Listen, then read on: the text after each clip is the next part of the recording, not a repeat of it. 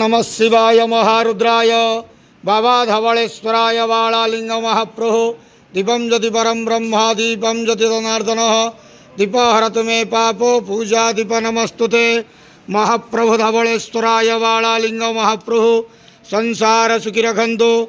आज शुभ गुरुवार रे समस्त श्रद्धालु भक्त मान को आश्रीपद करंतु मनस्कामना पूर्ण करंतु कर्म क्षेत्रोन्नति करंतु ग्रहरिष्ट खंडन करंतु जगतर मंगल करंतु विश्वर कल्याण करंतु आपणकर नाम प्रकाश करंतु सेवकर डाक श्रवण करंतु समस्त गुआवसा भक्त मानकर मनस्कामना पूर्ण करंतु।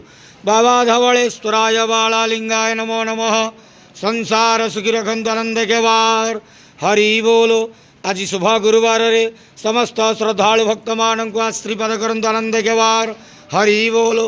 बाबा धवलेश्वराय बालालिंगाय नमो नमः।